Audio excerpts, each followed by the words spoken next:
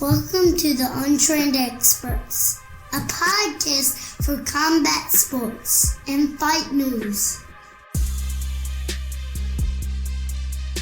Welcome back to Untrained Experts, episode number 15. This is going to be a solo podcast, the first one. Jordan's out of town right now, and he's not going to make it back until after the UFC 239, so I'm just trying to get out some kind of breakdown and cover a little bit of the news that's happened since our last podcast. The last one we did was prior to the UFC on ESPN3 card, Francis versus JDS.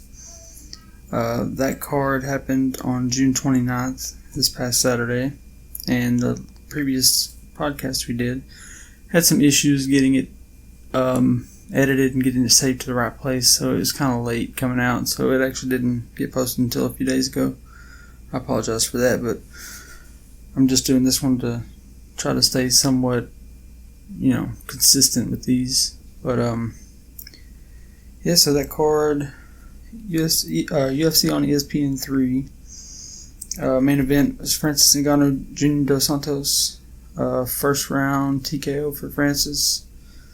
I mean, I don't know what to say about it. I mean, JDS, I don't think he went in with the right game plan against a guy like Francis. I mean, we've seen Francis's power again and again, and for him to try to stand with him and fight the way he did, it just doesn't seem to make a ton of sense. Francis landed a good shot and dropped JDS, and once he got on top, it was over. I mean, there's not a whole lot to really say about it. It only lasted a minute and 11 seconds, so I'd be surprised if Francis that it isn't in line for a title shot pretty soon. I mean, the tear he's been on his last few fights, after losing to Stipe and then coming back, and he had the boring fight against Derek Lewis, which he kind of got outworked in the Stipe fight, and that was kind of his first big, big loss like that, and I guess he was kind of afraid that, the same thing could happen, so he was real gun shy, didn't want to do much against Derek Lewis, and, that was a really boring fight, but ever since then, he's been on a roll, knocking out a lot of guys early on, and this is just another one to add to, his resume. Another legend. So I'd be really surprised if he doesn't get a title shot soon. Of course, we got DC and Stipe, and we don't really know what's going to happen there. So, and then DC's talking about maybe retiring. So we'll have to see what happens with that before we know what could be next for Francis. But I wouldn't imagine he fights again until it's a title shot. But that's just my opinion. Co-main event was Joseph Benavidez and Joseph Formiga. Benavidez, second round TKO. He looked good in that fight. He looked really good in that fight, and just too much for Formiga. It's just the flyweight, man. It's those little guys. They don't get a lot of respect, but there's a lot of talent in that division, as we've seen. I mean, you got Henry Cejudo moving up and doing the things he's doing. And it's just... Benavidez actually, I believe, beat Henry Cejudo in their first fight some years ago. I think he's wanting a title shot now. Which, I wouldn't be surprised if he gets that, because that division's just... like I said, there's not a lot of respect on those guys down there. And they don't have a lot of... just not a lot of people wanting to see them fight, really. They're just so small, and that's not really right, but that's just the way it happens. You get them little guys like that. Before that, Damian Maia, Anthony Rocco Martin. Damian Maia got a decision. It's Damian Maia. He does what he does, just doing the damn thing for a while now. Before that, lightweight Roosevelt Roberts and Vince Pichel. Roosevelt Roberts lost the decision. That's his first loss in the UFC. First loss period. He's 8-1 now, and Vince is 12-2. And Drew Dober, first round TKO over Marco Polo Reyes. Alonzo Minifield, for first round TKO over Paul Craig. So there's a lot of knockouts on this card, or a lot of finishes for sure. It's a decent card. It's not anything it's nothing crazy, but I mean, that's kind of what you get when you got ESPN doing all this stuff with UFC. You know, when they want to put it on 5 different channels and all these different ways to watch it, and it's like, I don't know. I wish they would condense it down and do mostly everything should be shown on ESPN Plus. You know, if I'm paying for ESPN Plus, you should have the ability to watch every fight on ESPN Plus. Aside from, you know, pay-per-views, of course, the extra paywall or whatever. But if I'm paying monthly for ESPN Plus, make all the fights available on ESPN Plus. You know, a lot of people don't have cable these days. I don't have cable. So when I want to watch these fights, I got to go back and try to find it, or I got to try to be somewhere where I can have TV where I can watch it. I mean, it's a pain in the ass, to be honest. I mean, the way everything's going these days, everything's going towards streaming. So, you know, they got their app and it works well. I've never had an issue with ESPN Plus. As far as like just the regular fights, I haven't had any issues with it myself, and it seems to always work well for me. I get tired of we're going to put this fight on ESPN 2, this fight on ESPN 3, this fight's on ESPN, the next fight's on ESPN 4. You can get ESPN Plus. I mean, it's just all this different shit. It's just really confusing, and it doesn't make a lot of sense to me, to be honest. But, yeah, that was, I don't know. That's just my opinion, I guess. There's been some fight announcements over the past week. Let's see. Robbie Lawler, Colby Covington. That fight has been announced. Which, to me, I don't understand why Covington's taking the fight with Lawler. I mean, it's a big name. It's going to be a big fight for him. But, you know, he's been told he's in line for a title shot, you know. Maybe he just doesn't want to wait it out. But, I mean, it doesn't make a lot of sense because if he loses to Robbie, his chances of fighting for a title, are, you know, next are, you know, pretty much gone, I would say. You know, I mean, Robbie's a big name and Robbie's a legend. But, I mean, if Robbie goes in and starches him, that's going to put him, you know, it's going to move him back down the line. So, I mean, if he really wants the title shot, I know Covington talks a lot of shit and, you know, his interim belt is, you know, he claims to be the champ and Usman's the fake champ and all this stuff. But, you know, when you have an option to fight him soon and you're choosing to fight Lawler, which I guess, I mean, maybe if he turned down that fight, UFC would also maybe make him wait, you know, so I don't know. I don't know what the behind the scenes on that is, but it'll be a fun fight either way. You know, Lawler's a savage. Covington's proved to definitely have some skills, you know. So it'll be fun to watch and see what they do. There's also Cyborg versus Felicia Spencer. Felicia Spencer is the girl that just fought against, she fought at, I believe it was UFC Fight Night 152. She fought against Megan Anderson. Got the first round submission. She's undefeated, 7-0.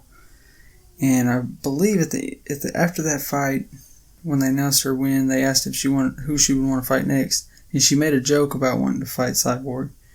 And then she said she was just joking and she didn't really want to fight Cyborg. You know, that was just her call out, you know, as a joke. And they made the fight, so we're gonna see what happens there. That seems like a tough fight for Felicia. Cyborg's a tough fight for anybody. And, you know, even Amanda Nunes, that first fight, I think, could have gone very differently. But Cyborg was just so used to being able to walk through punches from the other fighters that she's used to fighting. She wasn't prepared for Amanda's power. And, she got caught. I think if they fought again and she really knew what she was up against, it'd be a different fight. Not to say that she would actually, be able to beat Amanda, because Amanda is a savage and she is one of the best in the world. But you have to look at that first fight is kind of we don't really know, because it ended so soon, and the way that it ended, Cyborg's not used to being hit like that. And, not to make excuses for her or whatever, but Cyborg's good and tough. So, this fight for Felicia is gonna be a very big test. If she can pass this, then she's, proves she's at an elite level. But, I don't know. I don't know if I'd take that bet. Cyborg's just so good. Let's see. Diego Sanchez has apparently left Jackson Wink MMA. I'm not really sure why. I know he's been there for a really long time. And he's like one of the first big fighters that they had on their roster. He's been there for years and years. And I think his decision to leave had something to do with not getting enough one-on-one time, because they have so many big names, and they had so many fighters. Even now, John Jones, Holly Holm on the same card. Karate Hottie just fought recently, and I'm sure they've been very preoccupied with all the really big fighters in the camp getting ready for fights. And maybe Diego just feels like he wasn't getting enough time. And, he's older in his career. He doesn't want to go on a losing spree like some of these other guys we've seen. And if he wants to stay at the top, he's got to constantly be working. And if he feels like he's not getting the time that he needs, I understand it from that perspective. I'm not sure where he's going to train now, but he does have a fight coming up, I think. He posted something. Oh, he's fighting Michael Chiesa. Let me see. It's coming up soon. Yeah, soon, like this weekend. He's fighting Michael Chiesa on the UFC 239 card this weekend. I completely forgot he was on this card. Yeah, I knew he had a fight coming up, and so you got John Jones, Holly Holm, Diego, all from the same camp fighting on the same card. That can get tricky when you've only got so much time to go around in a stacked fight camp like that, or fight gym. You can only devote so much time to these guys that all need you at the same time. So for his decision to leave, I hope it's a good one. I hope it works out for him. I like Diego Sanchez. I want to see him keep doing well. He's looked pretty good in his last few fights. I don't want to see him go on that slide like some of the other, like BJ Penn, for instance. Guys like that were legends at one point, and they just go too long, and it comes back to bite them. Father Time gets them. I don't want to see that happen with Diego. I've always been a big fan, and I wish him the best of luck. Henry Cejudo calling out Lomachenko. Man, I hope that's a joke. I don't know how serious he really was about that, saying that he would like to box with Lomachenko, but Henry, bro, sit down somewhere, man. We know you're talented, we know you're good, but you don't want to smoke with Lomachenko. Trust me, bro. I don't know if you've paid much attention to the man, but Lomachenko is, elite boxer. His footwork, his head movement, the things he does in the ring are just, levels above most everybody else we watch. There was a video going around the other day where he was training like Muay Thai, kicking the pads, and he even looked good doing that, man. Like, he did ballet and something else as a kid. He I believe he wanted to box, or he was boxing already, and his dad pulled him out and made him do like years of ballet and all this different kind of things for footwork and stuff like that. And so now it is really paid off. When you see him in the ring and he's in front of a guy and he switches stance and he's like 90 degrees to the side. It's the way he moves. It's like he's floating above the mat almost. He's just constantly moving in and out and side to side, and he's here, he's there.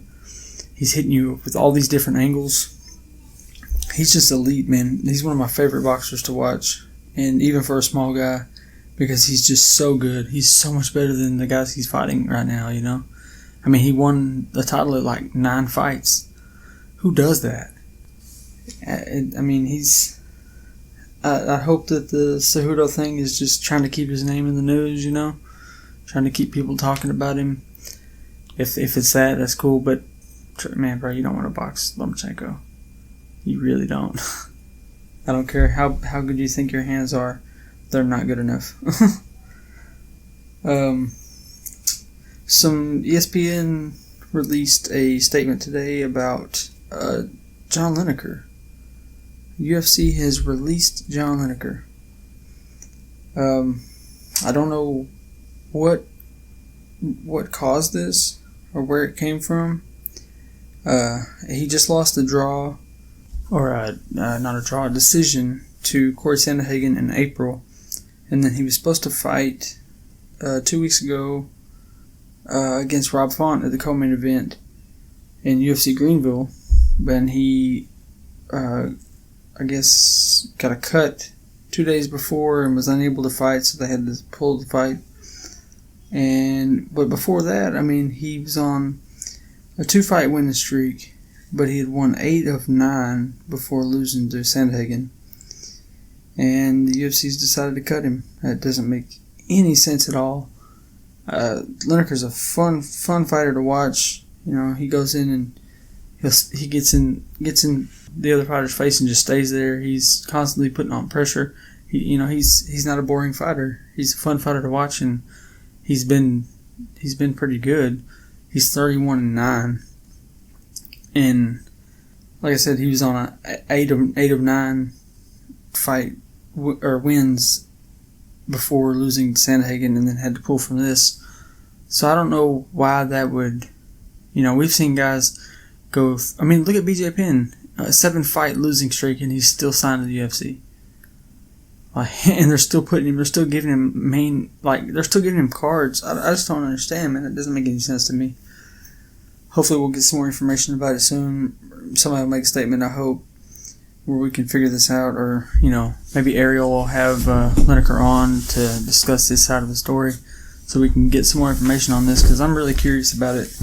I don't understand what would make them want to cut him after this. I mean, it's just, it was a loss, and it was a split decision, so it's not like it wasn't a close fight. It was a good fight, And then he gets injured and can't fight. I mean, yes, he makes some dumbass decisions sometimes. They also announced today that Jared Cannonier and Jack Hermanson will be fighting in September. Not sure what card it'll be on yet. It says UFC Fight Night in September 28th. The contracts haven't been signed yet, but verbal agreements are in place, so they're expected to sign up for this fight. So that's a fun one. Jack has been on a tear, man. He's been so good in his last few fights. When he went against Jacare, he just looked really, really good in that fight. I mean, he was unstoppable. He never quit moving the whole fight, putting constant pressure and landing really hard shots. Jared Cannonier is good. He just fought Anderson Silva, where he hurt Anderson's knee. Where it looked, I don't know. I don't know what happened to Anderson's knee. Apparently it was a previous injury, and he was just getting kicked in a spot that was already hurt, and he just dropped from it and didn't want to fight anymore or something. It was a weird situation. It looked like he blew out his knee, but apparently his knee was never actually hurt at all or something. I don't know. It's kind of weird. But Cannonier's 12-4.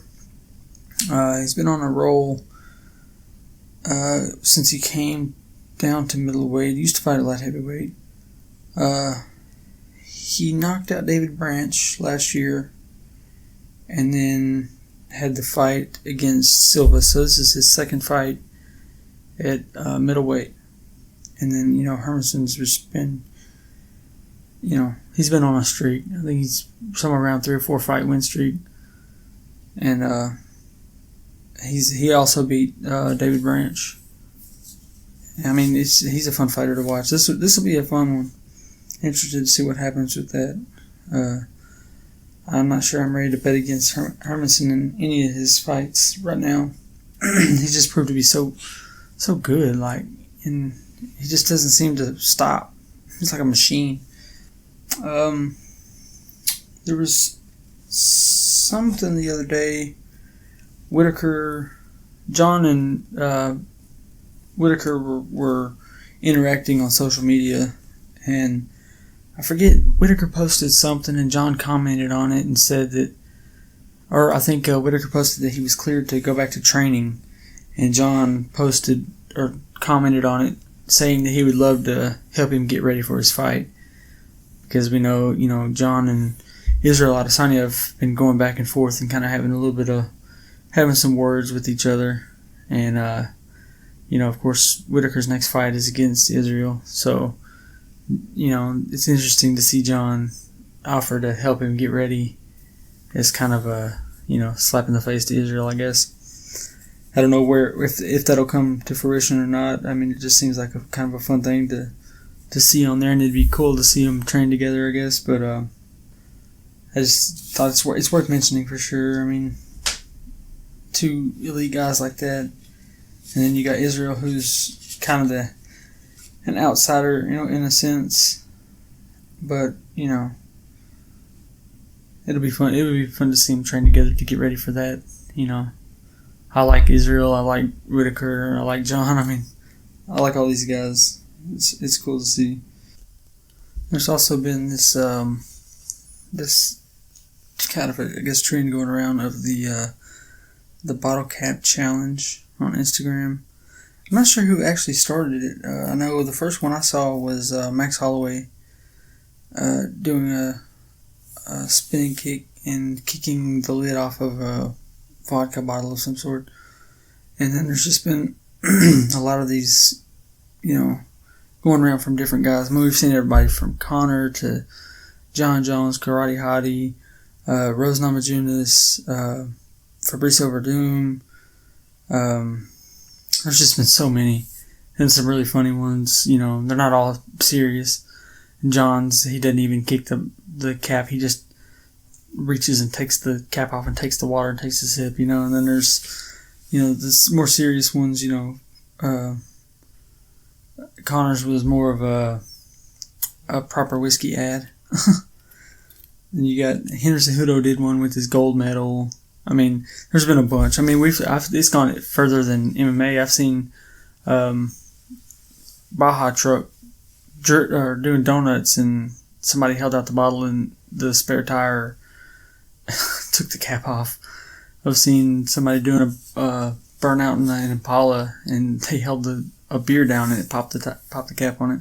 So I mean, it's way bigger than just MMA fighters doing this. It's kind of crazy how the trend has come up, but like I said, there's been some really funny ones. It's worth looking at the hashtag just to see what some of the people are doing. There's some pretty cool ones. I mean, Verdum kicked the cap off 3 bottles at once.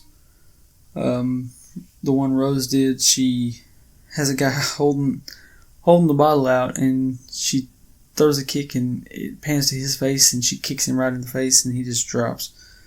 That was pretty funny. There's some pretty good ones though. It's definitely worth checking out if you haven't seen it yet. They're hashtagging bottle cap challenge on Instagram, and there's been some pretty good ones. It's cool to see some of these all these different people just getting in on this and throwing their hat in the ring, with their own little video. I saw something posted. MMA Uncensored on Instagram posted that bare knuckle boxing outdraws UFC in pay-per-view buys by nearly double. The Artem Lawal versus Paulie Malignaggi BKFC 6 sold 200,000 pay-per-view buys, whereas UFC 236 did 100,000 and UFC 225 did 150,000. So, I mean, that's the last two. Not the last two. Why would they? UFC 236 and UFC 225. That's random as shit to pick those two spread out different pay-per-views just because that's the ones that they beat. That's kind of silly. But UFC 236, that was recent, and that's on ESPN Plus. So I mean that's one of the, I guess, side effects that we're seeing of the ESPN Plus and the double paywalls. I mean, not everybody can figure this stuff out. You got in the older generation that likes to keep up with this stuff and likes to watch this, and instead of being able to just go to the TV and buy it, they got to go on the app, and they got to go, they got to have the subscription to ESPN Plus, and they got to go get the pay-per-view, and they got to do all these different steps. And a lot of people, it's just not worth it to them, And for a casual fan to go through all that just to see the fight, they don't want to waste their time, especially when they may only know one or two fighters on the card, and to go through all this to see their two guys that they like or whatever. That's common. I think that a lot of people don't realize that the MMA community and the fan base, there's a lot of casual fans. There's a lot of people that are only there for the big name fighter, are only there to see the champions fight, only there for the heavyweights. They don't really care about the big guy or the small guys, And I don't think a lot of people realize that. There's so many of the fan base that are only there to see one or two fights, and to have all these different steps in place is kind of ridiculous. I understand kind of in a way why ESPN would want to do it the way that they're doing it, but at the same time, there should just be more options. You should have more options to still make it available to a wider variety of people. Before we know it, we're going to start seeing prices go up if they're not getting the numbers that they need, So I feel like they just should make some changes. I don't know how long they'll keep rolling it like this and seeing these numbers before they decide to make a change or whatever. Also, it was announced, I guess today, that Michelle Waterson and Joanna will be fighting Saturday, October 12th. I guess it's verbal agreements at this point. It still hasn't been, contracts haven't been signed yet, but that's a tough fight for Michelle. She's really good, but I guess it's kind of a tough fight either way. I mean, Michelle's really good on the ground, and Joanna's a really good striker, so they both have their advantages and disadvantages there. This is a good fight for Michelle if she wins, to get her closer to the title shot, because that's, we know that's what she's after. That's what she wants. Wants to be the first mom champ, and this fight would put her that much closer to beat the not too long ago reigning champ of the division for a long time. Right now you got Rose, kind of, we don't really know what she's gonna do yet. You got Tatiana, who's should be next in line for a title shot, but I believe her neck is hurt, so she's got to have something done before the next fight. Then you've got the champ Andrade. So I mean, I still think that they have Michelle Waterson ranked too low for what she's done, and how long she's been fighting, and the people she's beaten, everything. And this would hopefully help get her closer, help get her at least in line, so if Tatiana fights for the title next, and I think she would win that fight, that gets her closer, gets Michelle closer to being able to fight either Tatiana or, whoever the champ is at the time or whatever. I hope to see her get a title shot. I don't know how soon it would be. Hopefully next year sometime. I'd like to see her get that chance to be the first mom champ. I think that's pretty cool. And Karate Hottie, she's cool, man. She's a cool chick. You watch her interviews. She was on Rogan recently. She's been on that food truck show with Brendan Schaub on Below the Belt, and she's just a cool chick, man. She's a fun fighter to watch. She's attractive. She's good for the division for sure. Yeah, I wish her the best of luck in that fight. We'll cover that more when it comes up. It's a few months away, but let's see. This Saturday, I guess I can get into some fights. This Saturday, UFC 239. This is a really stacked card. On the prelims, you got Gilbert Melendez is fighting Arnold Allen. Claudia Gadelha is fighting Ronda Marcos. There's a few other fights on the prelims there, and then we go over to the main card, and this is the card that Francis and Junior Dos Santos were initially supposed to be on, and when the Robbie Lawler fight didn't happen, they moved this card up a week to take over that pay-per-view, or that fight, the main event. So, but even then, I mean, this whole main card is probably the most stacked card I've seen in a long time. I mean, there's a lot of really good fights on here. Kick off the main card, you got the Diego Sanchez-Michael Chiesa fight, which is going to be, I'm really looking forward to that. It's going to be a fun fight. I mean, Diego's been on a tear. He's been killing it lately. His last fight, he beat Mickey Gall. It was second round TKO. Previous to that, he beat Craig White decision. Before that, he lost a couple fights. But that was 2017. So, I mean, he's looked good in his last few fights. He's staying young somehow.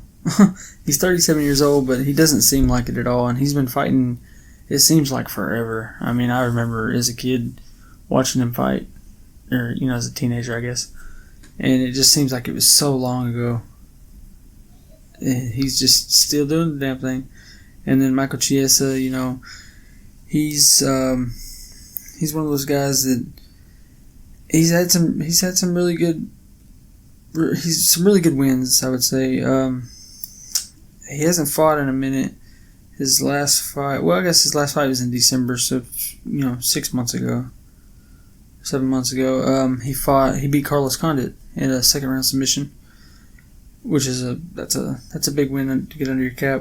Before that, July of last year, almost exactly a year ago, he lost to Anthony Pettis, second round submission. Before that, 2017, he lost to Kevin Lee. He beat Benil Dariush the year before. I mean, he's got some good wins under his belt. He's 15-4. He hasn't lost a lot.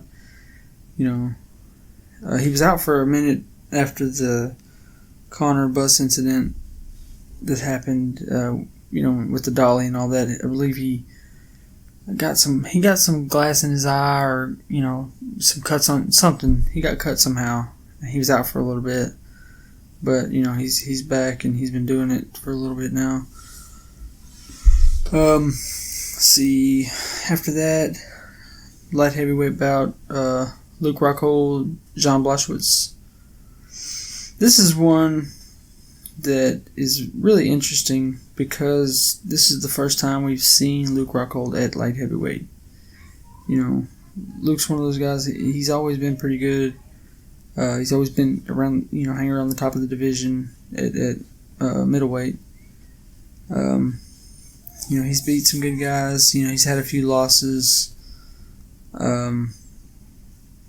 You go all the way back to, his fights with Bisping, where he beat Bisping, and then Bisping beat him the second time. I believe when Bisping beat him, so that was 2016, I believe that's when Bisping became champ, and the title that he would later lose to GSP.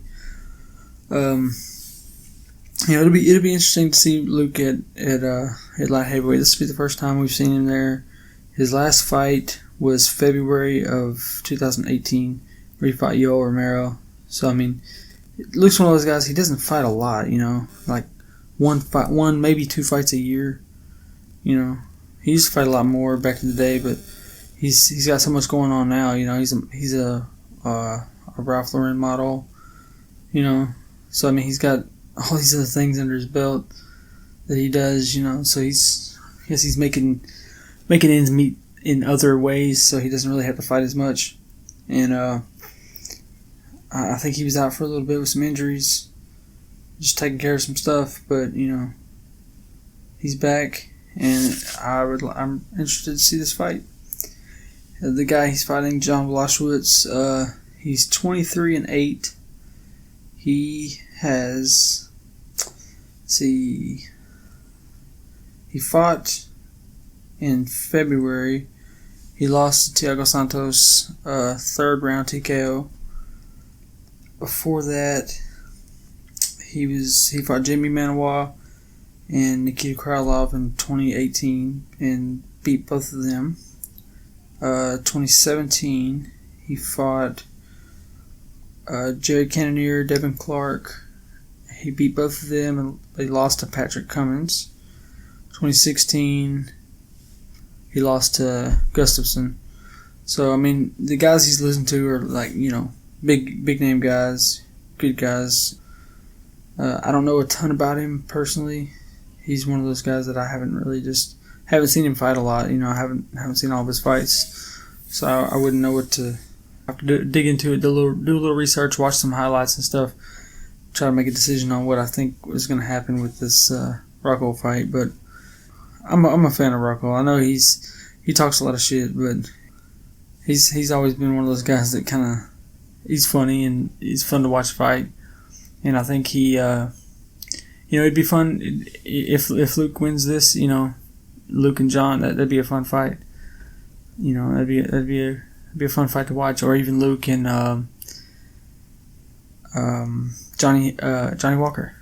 That'd be a fun fight as well. Either of those I'd like to see. So we'll see what happens with this. And after that, we got the welterweight bout. Jorge Masvidal's gonna bring his 3-piece and a soda for Ben Askren, and hope that's enough to fill him up. This fight is, the back and forth with these guys is hilarious. They're Ben Askren's probably one of the best shit talkers in the UFC. A lot of it's corny, but it's intentionally corny, and it's just it's interesting because of that. It's interesting because of the way he talks shit, and he's fighting a guy who's just so serious. He's one of those guys that he doesn't really take any shit. He just he wants to get in there and he wants to brawl, and that makes this a really fun fight. Ben, he's the wrestler. He's chain wrestling. He's really good at what he does, but that's what he does. He's not a super well-rounded fighter. He's got the really, really, really elite wrestling, and we haven't really seen a lot of his boxing, but it's not on the level of Jorge's for sure. Jorge's he's got really good hands. He's got good takedown defense. He's got pretty good wrestling himself, but not anywhere near the level of of Ben. So the last fights that they each had, let's see, Jorge knocked out Darren Till in second round in March and kind of sent Darren Till into a weird kind of spiral, as we've seen. He's been kind of in and out of the news for some weird stuff lately. But that was Jorge's last fight, and then Ben fought Robbie Lawler, and that was kind of the controversial stoppage. That fight opened up, or Robbie slammed Ben. Ben went for like a headlock or something, and Robbie grabbed him and slammed him, and got on top of him and just pounded his face in. And I guess Ben was doing enough to that wasn't the point where the fight should have been stopped at all. I'm not saying that, but it could have. A lot of people would say it should have been stopped right there. I don't personally think so. Ben was still coherent. He was still moving. He was still trying to work for something, trying to do something. So he was able to get back up, and he got Robbie in a bulldog choke against the fence, and it looked like he was out. And from everybody, from Rogan and announcing the fight, then they thought he was out. Herb Dean thought he was out. A lot of people watching thought he was out. People in the crowd thought he was out. Ben thought he was out. He literally looked like he was out. Robbie says he never went out. He says he was giving Herb Dean a thumbs up, but the way his arm felt, it looked like he was out. So that Herb Dean stopped the fight in the first round, and it's kind of controversial. But Robbie's a stand-up guy. He didn't raise a big fuss about it or whatever. He just let's on to the next one. But this will be fun. It'll be fun to watch. You got the wrestler versus the boxer in a way. Jorge's kind of known for his striking and knockout power and whatnot. It's gonna be fun to watch though. Interested to see. Ben is still undefeated. He's 19-0. And Jorge's 33-13. So Jorge's definitely got the experience on his side. So we'll see what happens. Then after that co-main event, Amanda Nunes, Holly Holm. This is gonna be an interesting fight because these are the two Ronda Rousey's two losses on her record. These two girls right here. First, Holly hit her with I believe it was a question mark kick, and caught her, kicked her in the head, knocked her, or dropped her, and that was Ronda's first loss. And then she took some time off and came back and got beat in the first round by Amanda Nunes. And so it's interesting to see these two meet for this. Amanda's she's been killing the game lately. She's double champ right now. She's champ at 145, 135, and Holly wants that belt. So it's gonna be interesting to see if she can get it done. It's a really tough fight for Holly, in my opinion. She's very skilled, but I just don't know if she can stop Amanda. Amanda's the way she fights, with the aggression she shows and the power she's putting in every shot. Holly's gonna have to catch her with something if she wants to win this. She practices that question mark kick. You can go on her Instagram and watch the videos of her practicing, and you'll see in a lot of videos she practiced that question mark kick, and that's a dangerous kick because of the way it changes trajectory. It looks like a low kick and switches to a high kick, and that's how it catches a lot of people. So that's one of those things. She could catch Amanda with that, and you never know. As prepared as you can be, if she sets that up right with some low leg kicks early in the fight, and is able to get Amanda expecting leg kicks and catch her with that question mark, she could be in trouble. But I just don't know. Amanda's so powerful. and she puts on so much pressure, like right out of the gate. I see her getting in Holly's face and giving her trouble early on. And, if I was to pick, I'm going to go with Amanda. And I think she does it probably second, third round. If I had to guess, if I had, put a bet on it. Not to say that Holly's not really, really good, because she is. But I just don't know if she's going to beat Amanda. And then, main event.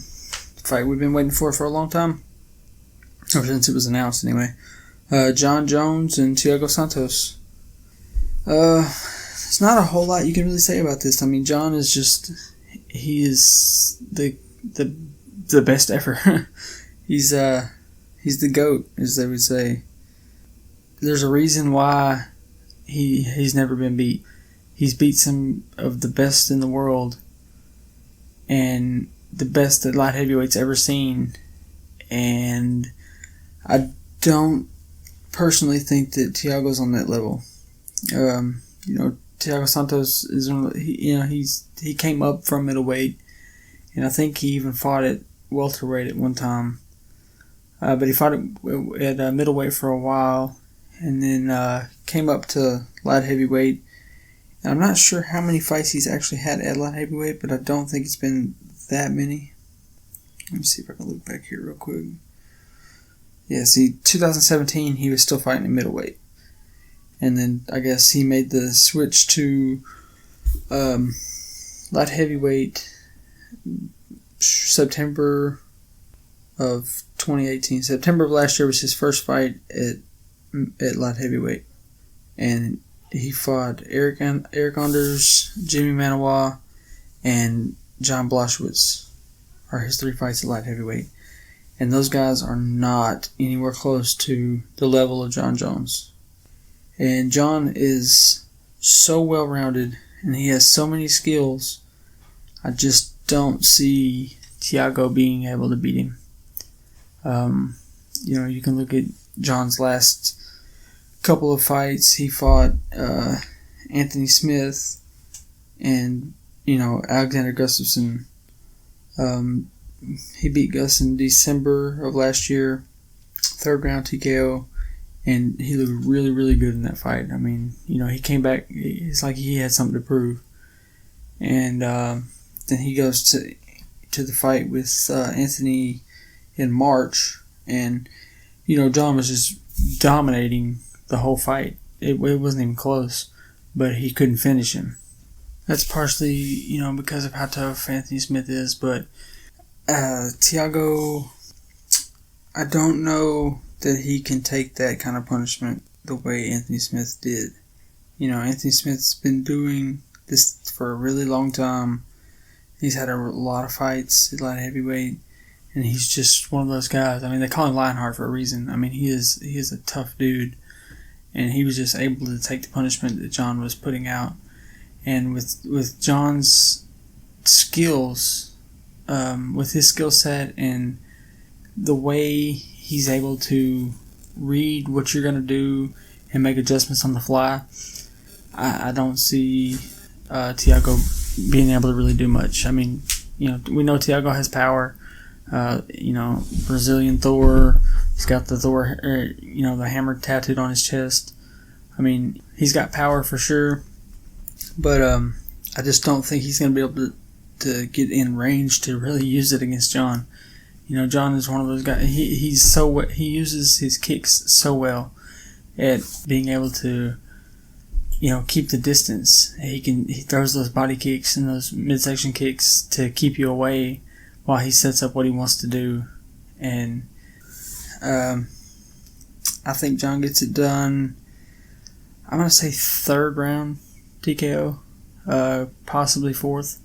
I think he just kind of, the first round is going to be kind of slow.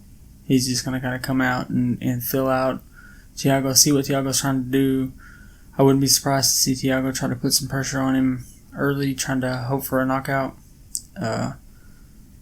Honestly, I wouldn't even be surprised if we see Jon get a submission win, because Jon's got really good jiu-jitsu, and against a guy who's mostly a striker. He could definitely take him down and do work on the ground. I think John would rather get a TKO win. Just how it seems like he's been fighting his last few fights. He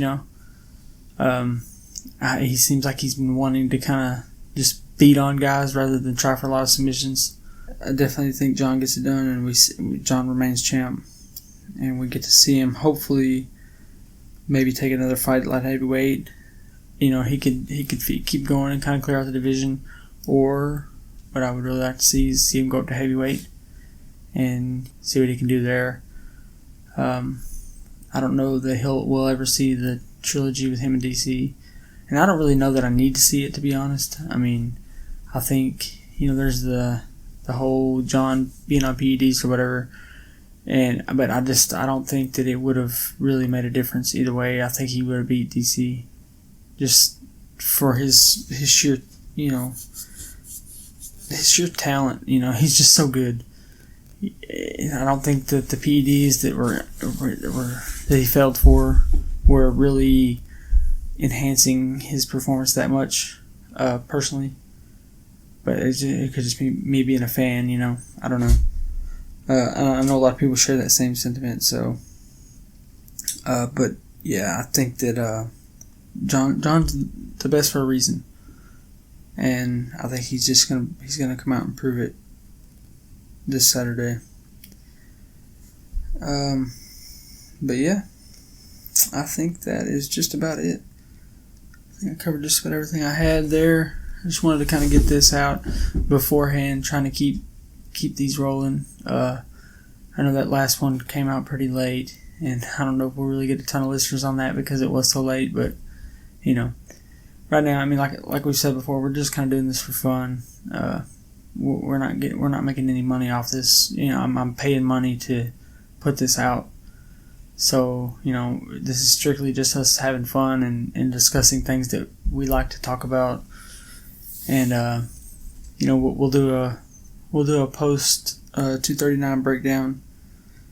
I'm not sure when if we can record it this weekend. I'll try to get it out early in the week so we can get our opinions out there. But I'm recording this on actually July 4th. It's 2:00 in the morning, so I'm gonna try and get this thing edited and get it out sometime later in the day. So I can get this out there before this weekend, give people a chance to kind of listen to it and see what I think about it, I guess. If you're enjoying the podcast, I'd appreciate it if you could like us on Instagram, Facebook, follow us, tell your friends about it, tag your friends on the posts, or whatever. I got these podcasts are going to YouTube now, so if you're one of the people that likes to kind of listen on YouTube, there's no video. Eventually we might get into video, but it's got to grow before we can do that, because I don't want to invest any more money into it at this point. It's got to be consistent. We got to have a following before I want to put that much money into it and that much time. I have a full-time job, so I'm doing this stuff. We're recording and editing, and it's a bit of a process to get this out right now. So adding more to it is just not really in the cards right now. But it is an audio file on YouTube, so you can go on YouTube and just search Untrained Experts, and everything's there, but like maybe 3 or 4 episodes. I'm gonna go back and try to get those added, but all of the last probably 8 or 9 episodes are on there, so you can find those on there and listen to them, stream them, share them with your friends, tell everybody about us, and we appreciate those that listen regularly, and hopefully we can keep this thing rolling and hopefully start making it grow. That's the plan. We don't have any intention on stopping. We just gotta, keep it going and be consistent and hopefully get it growing. But, yeah, that's it for Untrained Experts, episode number 15. Like I said, Jordan will be back for the next one, and we'll get something out pretty soon. Peace.